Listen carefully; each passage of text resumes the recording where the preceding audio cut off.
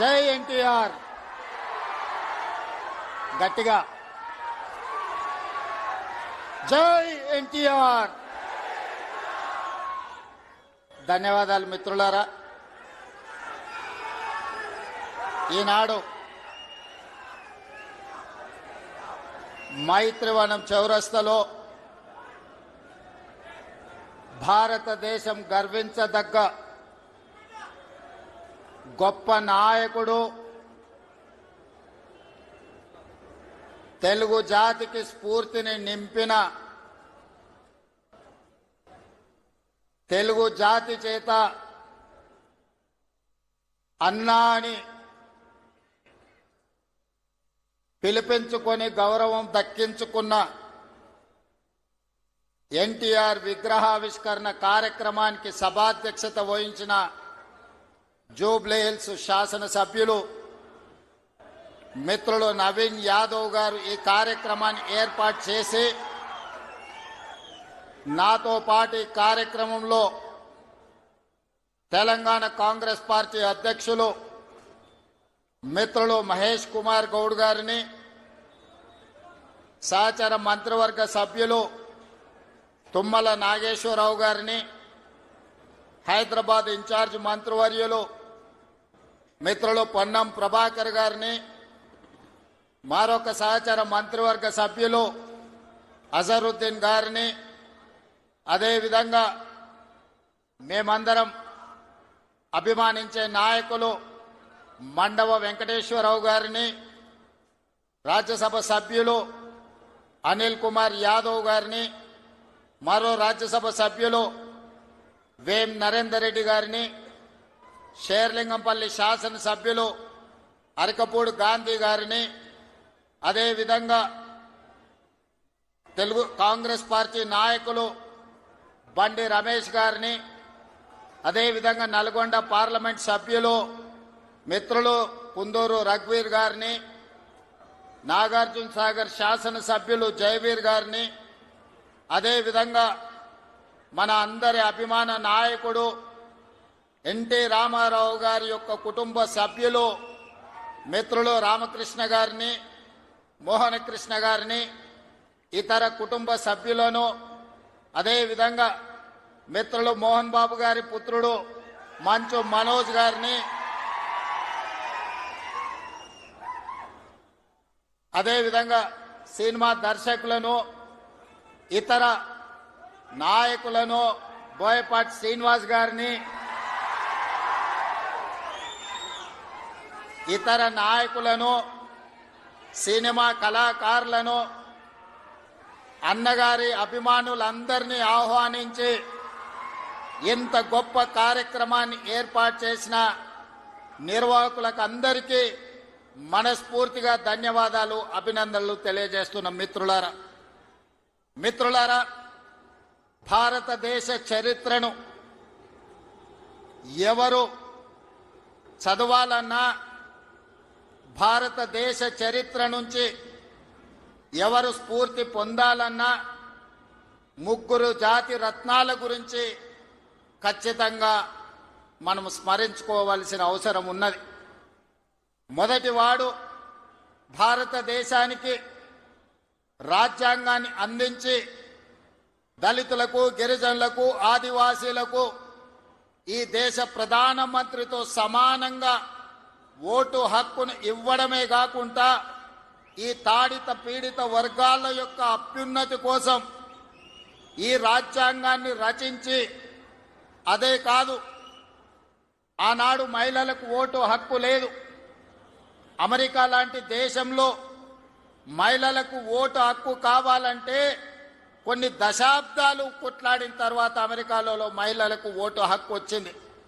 కానీ డాక్టర్ బాబాసాహెబ్ అంబేద్కర్ పురుషులతో సమానంగా మహిళలకు ఓటు హక్కు ఇచ్చి, రాజులకు, చక్రవర్తులకు సమానంగా దళిత వాడల్లో ఉండే పేదలకు ఓటు హక్కు ఇచ్చి, తమను ఎవరు పరిపాలించాలి, ఎవరు శాసనాలు చెయ్యాలి అనంటే పేదవాడే నిర్ణయించుకునే ఓటు హక్కునిచ్చిన డాక్టర్ బాబాసాహెబ్ అంబేద్కర్ను మొదట మనము స్మరించుకోవాల్సిన అవసరం ఉన్నది, గుర్తించవలసిన బాధ్యత మన మీద ఉన్నది.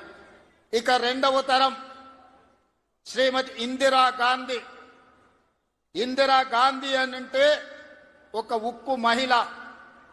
ఈ మహిళా స్ఫూర్తి ప్రపంచ దేశాల ముందు ఈ దేశాన్ని తలెత్తుకొని నిలబెట్టే విధంగా ఒకనాడు రాచరికాలు, రాజభరణాలు, జమీందారులు, జాగీర్దారులు, భూస్వాముల చేతుల్లో లక్షలాది కోట్లాది ఎకరాల భూములు ఉన్నప్పుడు అధికారం వాళ్ళ చేతుల్లోనే ఆయుధమై పేదలను హింసిస్తున్నప్పుడు ఈ దేశ ప్రధానమంత్రిగా బాధ్యత చేపట్టిన శ్రీమతి ఇందిరాగాంధీ గారు రాజభరణాలను రద్దు చేయడమే కాదు, భూస్వాముల దగ్గర, జమీందారుల దగ్గర ఉన్న కోట్లాది ఎకరాల భూములను ఆనాడు ఈ ప్రాంతంలో నిరంకుశ నిజాం సర్కార్కు వ్యతిరేకంగా సాయుధ రైతాంగ పోరాటం చేసి భూమి కోసం, భుక్తి కోసం, విముక్తి కోసం యుద్ధమే చేసిన పేదల కోసం భూ సంస్కరణలు తీసుకొచ్చి భూమి రాజుల దగ్గర ఉన్న,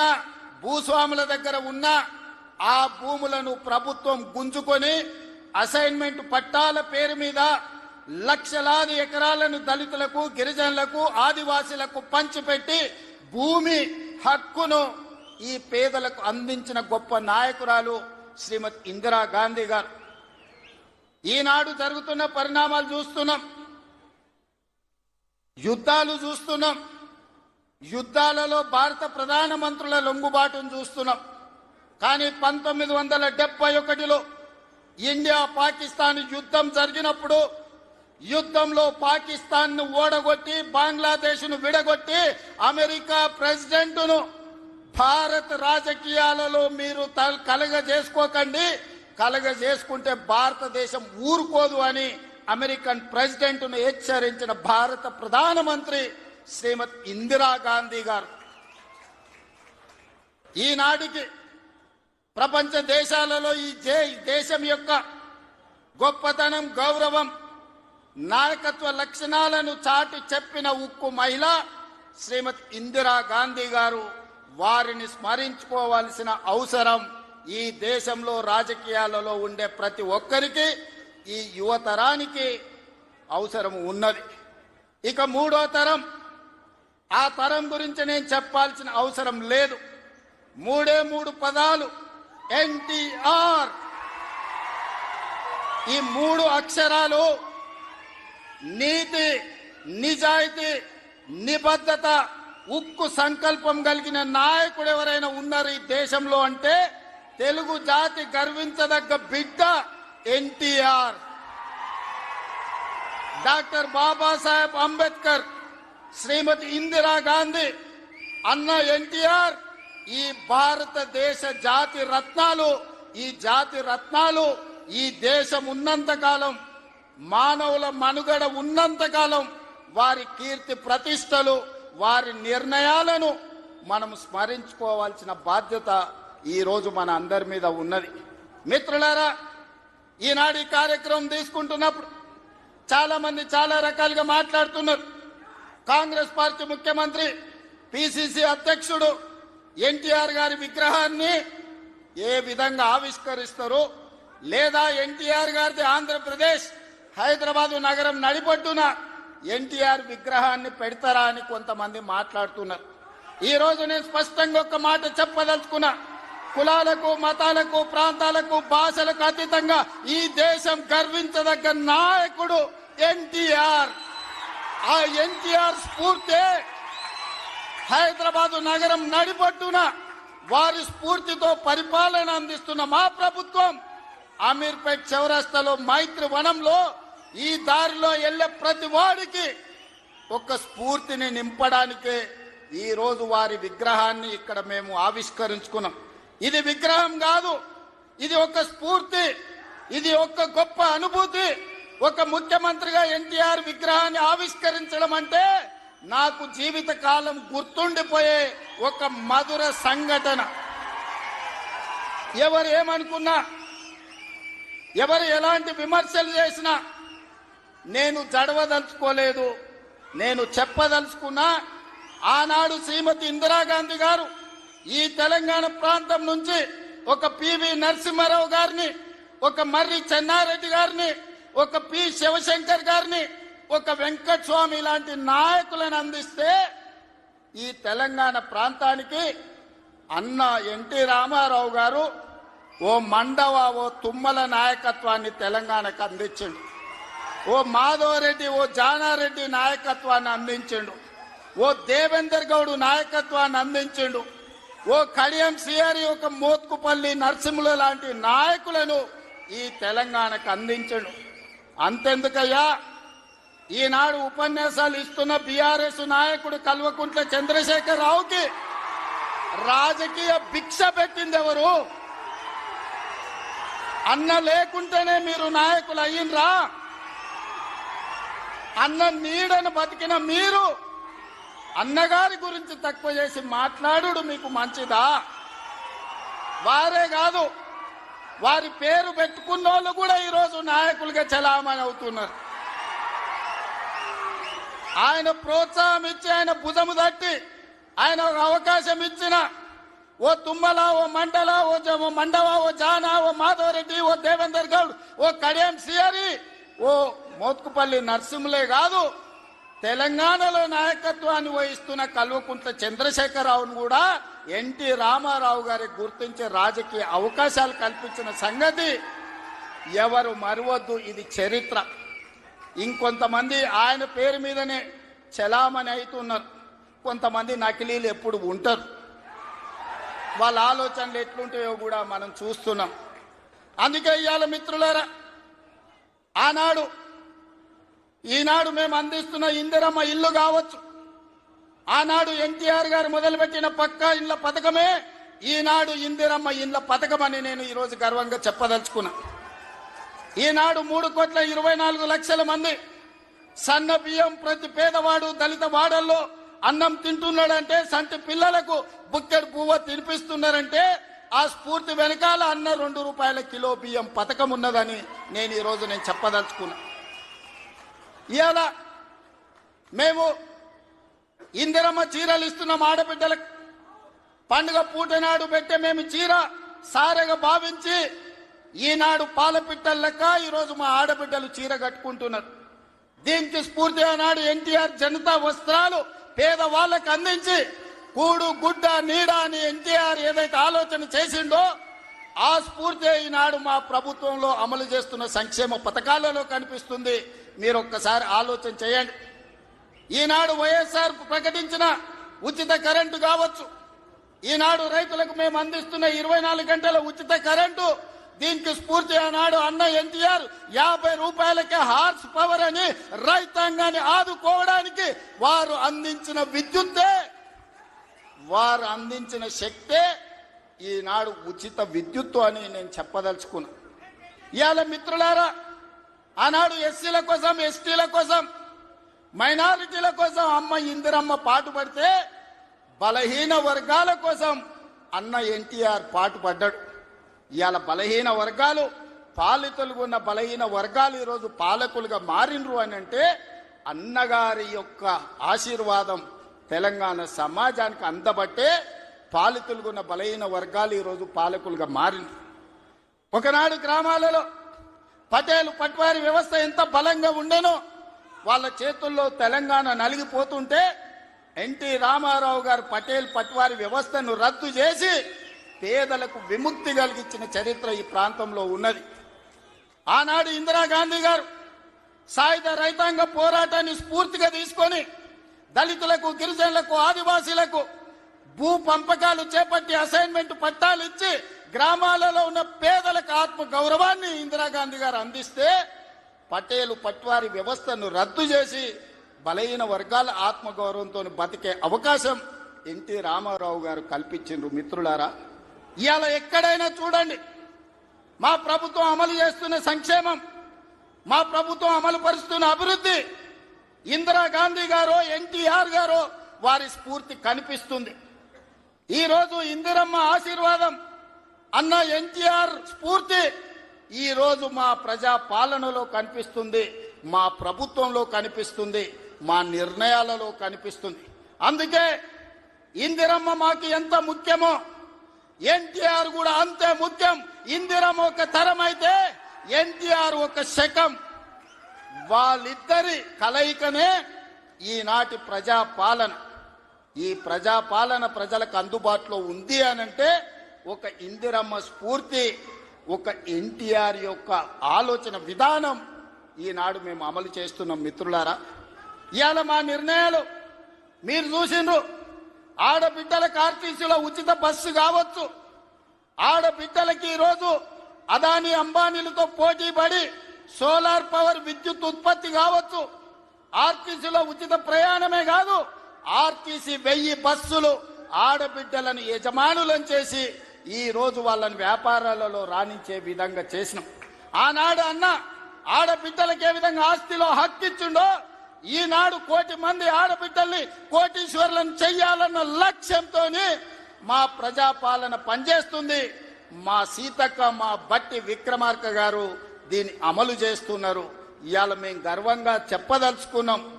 అన్నగారు అదేవిధంగా ఇందిరమ్మ స్ఫూర్తితో 1 కోటి మంది ఆడబిడ్డల్ని ఇవాళ కోటీశ్వరులను చెయ్యాలి అని మా ప్రభుత్వం ప్రయత్నం చేస్తుంది. అందుకే మిత్రులారా, ఇవాళ మా ప్రభుత్వం రైతు రుణమాఫీ కావచ్చు, రైతు భరోసా కావచ్చు, రైతులకు ఉచిత కరెంటు కావచ్చు, రైతు రుణమాఫీ 21,000 కోట్ల రూపాయల రద్దు చేసిన విషయం కావచ్చు, ఇవన్నీ రైతుల కోసం మేము అమలు చేస్తున్న సంక్షేమ పథకాలు. ఇవాళ రైతులు పండించిన సన్న వడ్లు 500 రూపాయల బోనస్ ఇచ్చి ఈనాడు మేము కొనుగోలు చేస్తున్నామంటే రైతును రాజును చెయ్యడమే లక్ష్యంగా, వ్యవసాయాన్ని పండగ చేయడమే లక్ష్యంగా ఈరోజు మేము పనిచేస్తున్నాం. ఇవాళ మహిళలందరికీ అవకాశం ఇవ్వాలి అని స్థానిక సంస్థల్లో ఆనాడు మహిళలకు రిజర్వేషన్లు ఉండాలని రాజీవ్ గాంధీ గారు నిర్ణయం తీసుకుంటే ఆ నిర్ణయాన్ని అమలు చేసిన గొప్ప నాయకుడు ఎన్టీఆర్. ఈ రోజు స్థానిక సంస్థల్లో ఆడబిడ్డలకు 50% అవకాశాలు ఆనాడు రాజీవ్ గాంధీ నిర్ణయం తీసుకుంటే ఎన్టీఆర్ అమలు చేస్తే ఈ రోజు ఆడబిడ్డలకు స్థానిక సంస్థల్లో ఈ రోజు రిజర్వేషన్లు వచ్చినాయి. ఆ స్ఫూర్తితో ఈనాడు శాసనసభలో, లోక్సభలో మహిళలకు రిజర్వేషన్లు ఉండాలి, 33% ఇవ్వాలి అని ఈ వేదిక మీద ఉన్న మేమందరం కట్టుబడి ఉన్నాం. రాబోయే ఎన్నికలు 33% రిజర్వేషన్లు ఈ రోజు మహిళలకు ఇచ్చే విధంగా మేము ముందుకు వెళ్తామని నేను తెలియజేస్తున్నాను.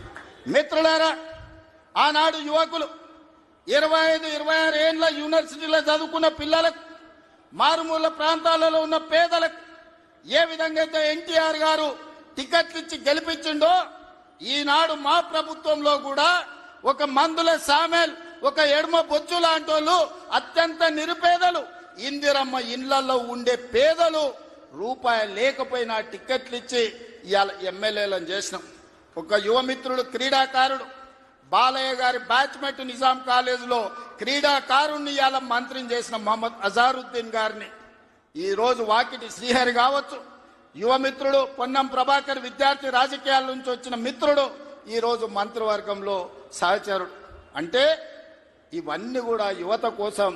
ఈరోజు రాష్ట్రంలో మొదటి సంవత్సరంలోనే 67,000 ప్రభుత్వ ఉద్యోగ నియామకాలు చేపట్టి ఈరోజు యువకులకు ఉద్యోగ ఉపాధి అవకాశాలు కల్పించినాం.